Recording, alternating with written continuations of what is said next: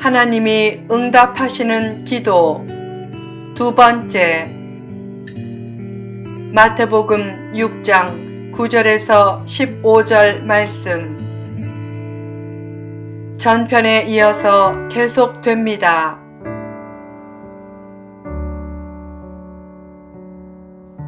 3. 일상적인 필요를 구하는 기도.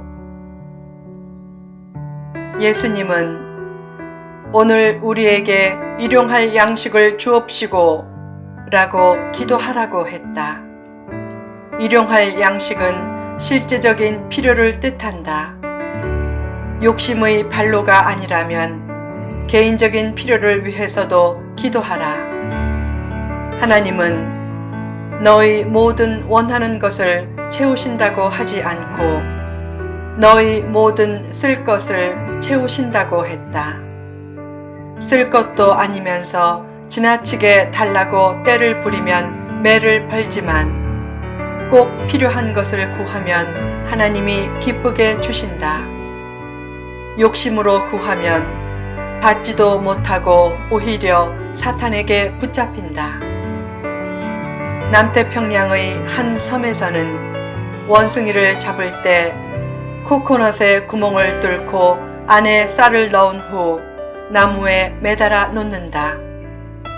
그러면 원숭이가 코코넛 안에 손을 넣어 쌀을 쥐고 그 쥔 손을 펴지 않아서 코코넛에서 손을 빼지 못해 결국 사냥꾼에게 잡힌다.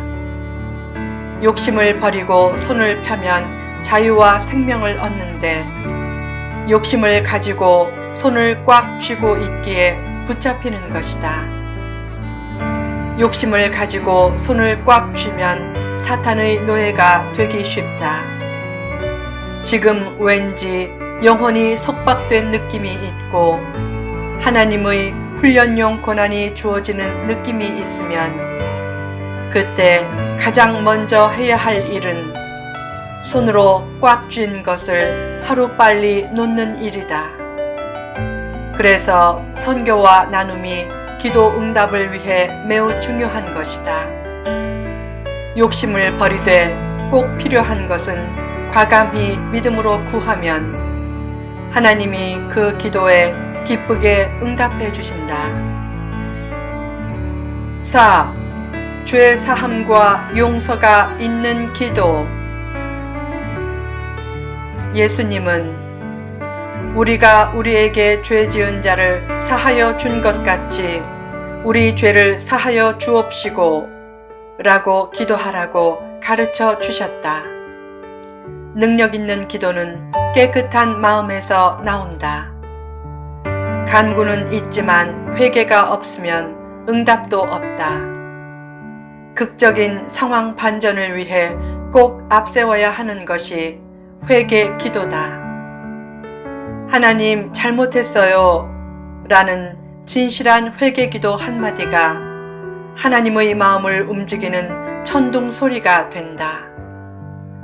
진정한 회개가 되려면 가능한 한 피해를 입힌 사람에게도 내 죄를 고해야 한다. 피해를 입은 상대는 나를 원망하며 아파하는데 혼자서만 회개 기도를 하고 나는 회개해서 마음이 편하다고 하면 안 된다. 하나님께 회개 기도를 하면서도 동시에 잘못한 사람에게도 가서 미안합니다. 내가 잘못했습니다. 라는 말을 해야 한다. 하나님 앞에서 회개하고 사람 앞에서도 죄를 고할 때 참된 회개가 되고 그런 회개에 능력이 넘치게 된다. 빌레몬서에 나오는 오네시모는 빌레몬의 도망친 노예였다. 그가 로마에서 바울을 만나 하나님 앞에 회개했다. 그러나 바울은 그가 빌레몬의 집으로 돌아가 잘못을 빌게 했다. 그것이 회개다. 남에게 아픈 상처를 주었다면 그에게 찾아가 죄와 잘못을 고백하라. 죄를 지은 상대에게 고백하지 않고 하나님께만 죄 사함을 청하는 것은 이치에 맞지 않다. 죄에 대해 하나님 앞에서 진심으로 회개하고 사람 앞에서도 진심으로 사죄할 때 기도 응답의 문도 활짝 열린다. 죄는 기도 응답을 막는다. 기도가 응답되려면 죄를 용서받아 하나님과의 관계가 깨끗해야 하고 그 용서받은 힘으로 남을 용서해서 이웃 관계도 깨끗해야 한다. 남을 미워하면 그의 기도는 하나님 앞에 상달되지 못한다. 미운 마음을 불쌍히 여기는 마음으로 바꾸고 더 나아가 사랑하는 마음으로 바꿀 때 그가 드리는 기도가 능력 있는 기도가 된다.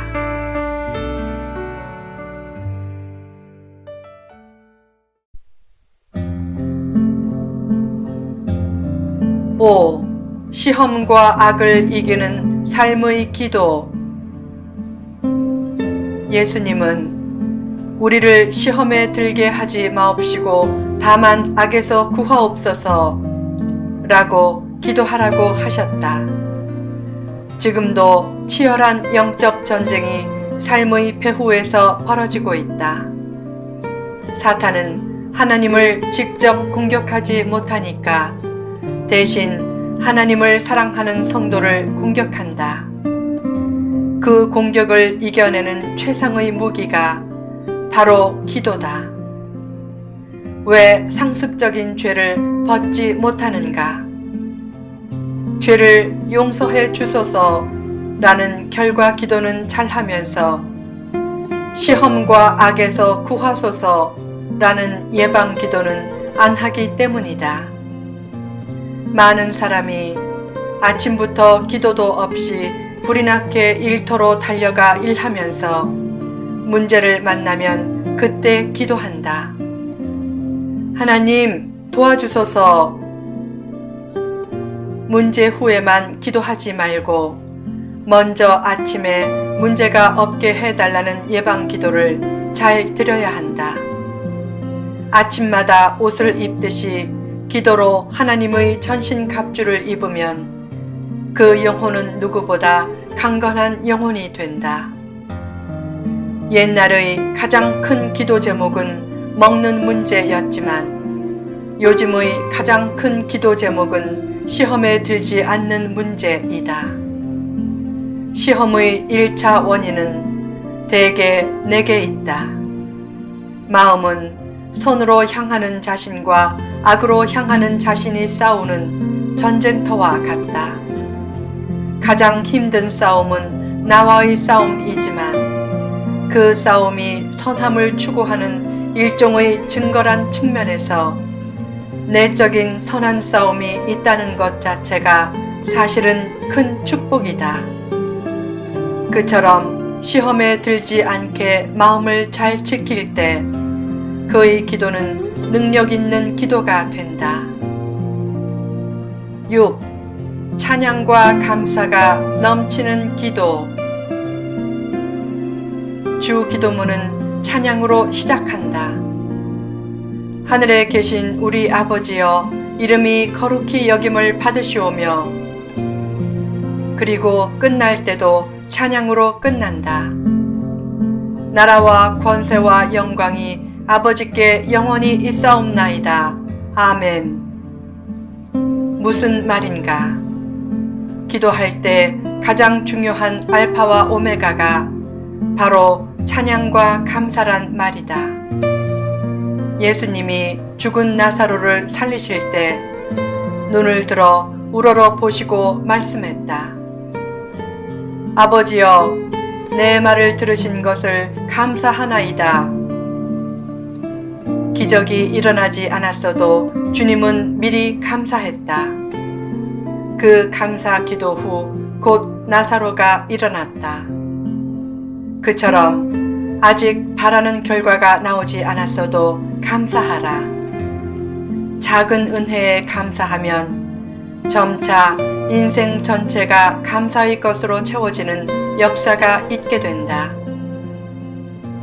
주님, 이렇게 해주시면 제가 이렇게 감사하겠습니다. 라고 하는 흥정하는 감사를 드리지 말라. 결과를 보고 감사하지 말고 먼저 감사해보라. 간절한 기도와 함께 넘치는 감사 찬양을 드리면 그 기도는 하나님의 보좌를 움직이는 기도가 된다.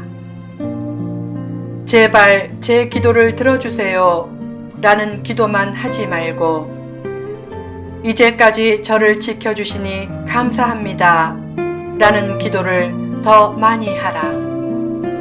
하나님은 간구하는 모습보다 감사하는 모습에서 더 큰 영광을 받는다. 만사에 영광을 돌리는 축복.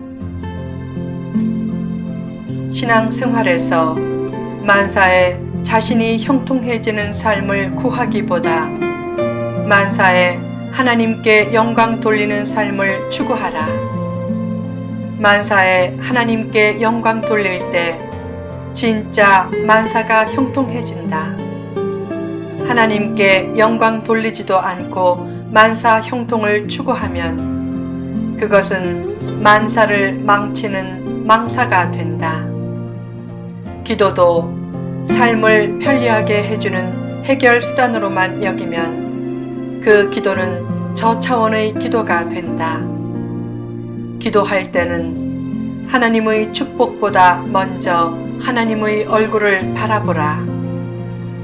불교 사찰에는 대개 대웅전, 명부전, 삼성각이란 세 가지 핵심 건물이 있다. 대웅전은 불교 예배 장소이고 명부전은 망자에게 제사하는 곳이다.